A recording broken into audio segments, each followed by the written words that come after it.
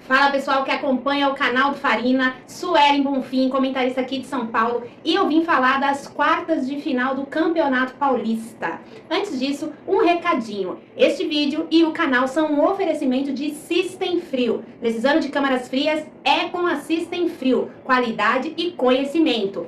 Bora lá falar dos confrontos de quartas de final do Campeonato Paulista. Bom, para vocês se situarem, o Campeonato Paulista mudou a regra agora em 2026 e nós tivemos uma primeira fase mais curta com apenas 8 jogos. Foi um formato de ligas, como pontos corridos, mas os times não se enfrentaram entre si. Os duelos foram pré-definidos antes de começar a competição, preservando os confrontos entre os times grandes. Então, os clássicos entre Corinthians, Santos, São Paulo e Palmeiras foram mantidos na primeira fase. Cada time fez 8 jogos, o que já dificulta, por exemplo, a vida dos times grandes, porque dos 8 jogos, 3 eram clássicos e podiam ter ali confrontos com, por exemplo, um Novo Horizontino, um Red Bull Bragantino, que são times da Série A. Então foi bem difícil essa primeira fase. Havia ali uma análise de que possivelmente teríamos um time grande fora da fase de quartas de final, o que não se conformou, não se confirmou. A última rodada da fase da primeira fase foi com bastante emoção, porque somente o Palmeiras estava classificado já para as quartas de final. São Paulo e Corinthians dependiam de si mesmos, e o Santos precisava ganhar e ainda dependia de uma combinação de resultados que aconteceu. Então tivemos os 4 grandes passando para a próxima fase. Foram 8 times. Do primeiro ao quarto, são os times que mandam os jogos no seu campo, porque é um jogo apenas, não é mata-mata, é só mata. E do quinto ao oitavo serão os visitantes. Como foram definidos os confrontos? O primeiro pega o oitavo, então será Novo Horizontino com o Santos.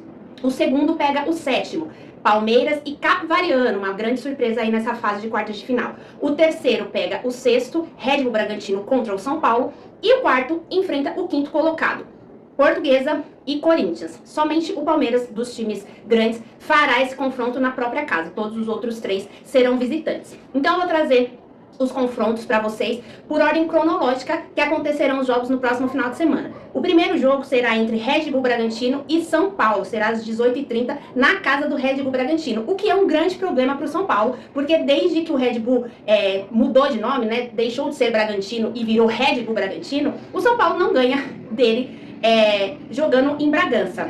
Eles não se enfrentaram na primeira fase do Campeonato Paulista.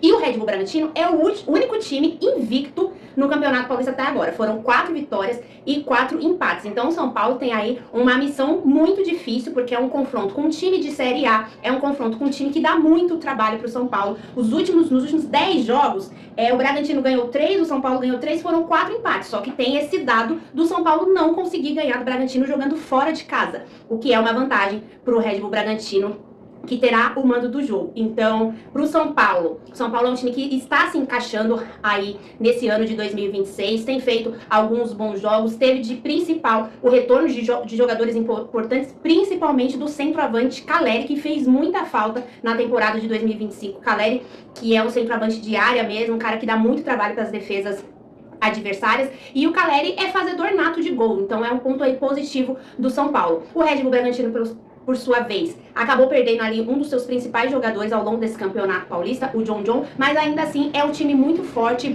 é um time que costuma, dentro de Bragança, ser um time propositivo, que vai para cima dos adversários e que dá muito trabalho para esses times nos duelos aí com os grandes de São Paulo. Inclusive, o Red Bull Bragantino goleou o Corinthians por 3-0 na primeira fase do Campeonato Paulista. Então vai ser um confronto muito difícil para o São Paulo.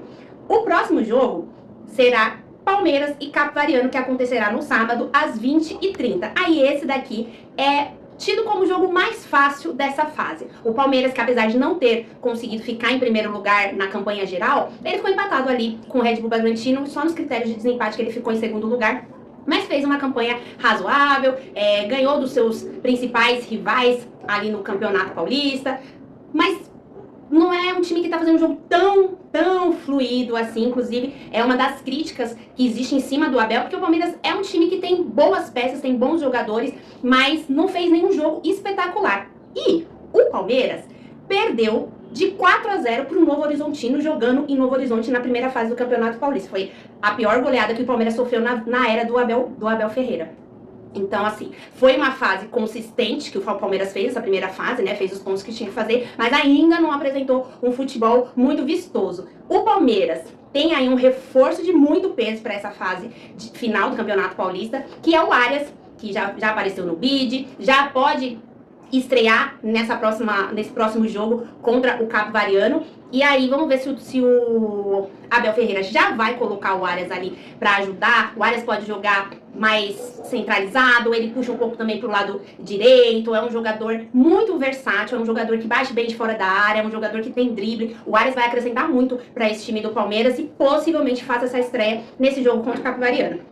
O confronto entre Palmeiras e Capivariano só aconteceu 2 vezes ao longo aí da história no Campeonato Paulista, em 2015 e 2016, e o Palmeiras ganhou os 2 jogos. Para o Capivariano, é algo inédito o que ele fez, porque a princípio, quando começou o campeonato, o Capivariano queria não cair para a Série A2, né? Queria permanecer no Paulista A1, conseguiu esse feito e mais do que isso, pela primeira vez se classificou para as quartas de final. Então, o Palmeiras tem grande favoritismo, inclusive dos jogos é o mais desequilibrado aí em questão de favoritismo, mas jogo, como a gente gosta de falar, né, é jogado 11 contra 11, quando o juiz apita. Então o Palmeiras vai precisar respeitar o Capivariano, que fez uma boa campanha e conseguiu se classificar, inclusive deixando times como o Mirassol de fora. Então, não, é de se valorizar o que o Capivariano fez. Vamos ver como que ele vai conseguir aí, se vai conseguir impor dificuldade pro Palmeiras e fazer um feito maior ainda, que é tirar o Palmeiras, que é grande favorito no confronto, e pela primeira vez classificar para as semifinais. O Palmeiras é favorito, mas é um jogo só, tudo pode acontecer.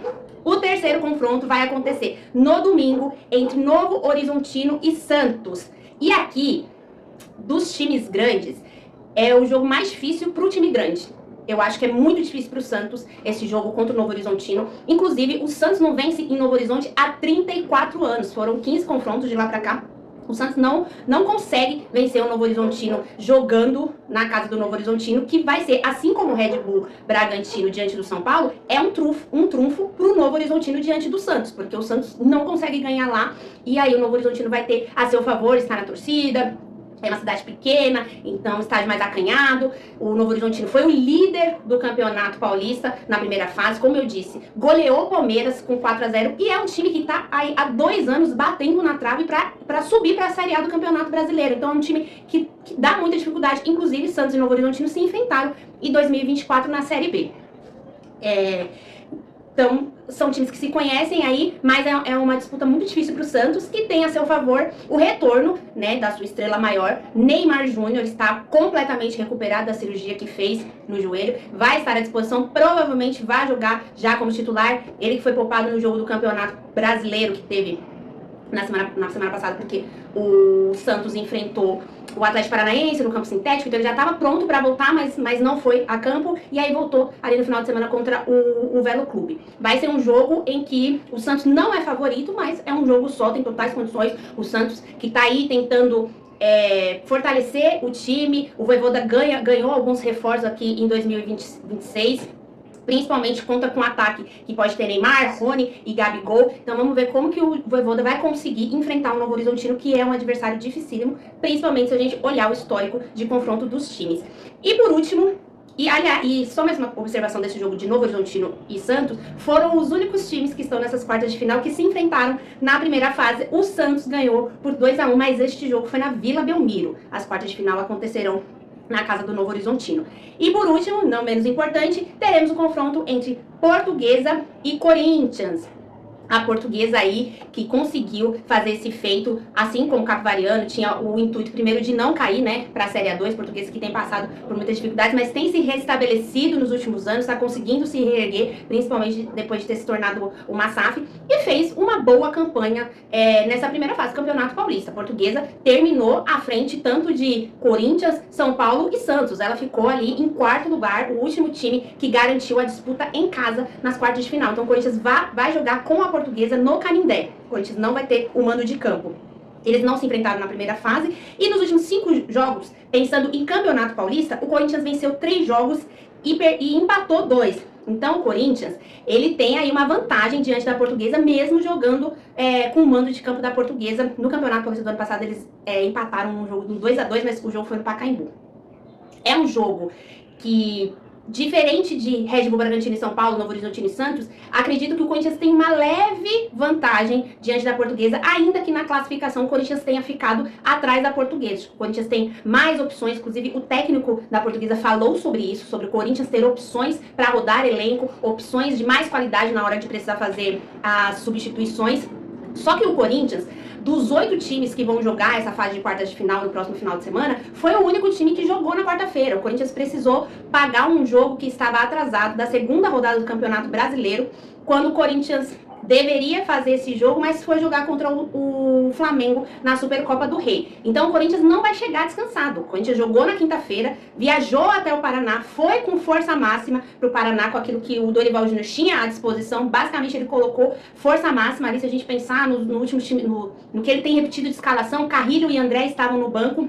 Fora eles, do que o Dorival tinha de principais jogadores, todos jogaram. Foi um jogo muito difícil para o Corinthians. O Corinthians, apesar de ter vencido por 1-0, ele praticamente não atacou, praticamente não conseguiu jogar, porque o gramado também estava numa condição muito ruim, um sintético, inclusive o Garro reclamou na zona mista, o Dorival Júnior falou sobre isso na entrevista coletiva. Então o Corinthians chega mais cansado do que a Portuguesa no próximo domingo, mas segundo o técnico da Portuguesa, o Corinthians tem elenco para rodar, então isso não será um problema. Dorival Júnior vai escolher os jogadores de acordo com a condição física, porque ele tem feito isso, não está abandonando o Campeonato Brasileiro, por exemplo. Existia uma dúvida se ele levaria força máxima para esse jogo no Paraná, inclusive considerando que é gramado sintético lá para jogar contra o Atlético Paranaense. Ele levou força máxima, deixou o Memphis até muito tempo no segundo tempo, foi tirar ele ali com uns 30 minutos, 35 minutos do segundo tempo. Então os jogadores estão mais cansados. Não vai dar tempo de treinar, basicamente, né? Porque o Corinthians volta para São Paulo, tem que fazer ali a regeneração dos jogadores que jogaram na quinta-feira, vai preparar para o jogo, ter as conversas. Então, basicamente, vai ser tudo na base da conversa, a preparação para esse jogo contra a Portuguesa. Mas, ainda assim, com todas essas questões aí, desvantagens em relação à recuperação, ao preparo para o jogo do Corinthians, por ele ter sido o único time que jogou no meio da semana, ainda coloco como favorito diante da Portuguesa. Então, para fechar aqui, Palmeiras e Novo Horizontino, para mim, favorito aliás, Palmeiras Capivariano, favorito é o Palmeiras, Red Bull, Bragantino e São Paulo, um confronto equilibrado,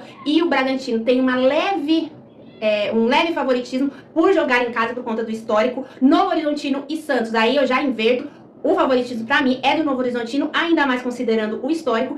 E Corinthians e Portuguesa, o Corinthians tem um leve favoritismo diante da Portuguesa, mas ainda assim não será um jogo fácil.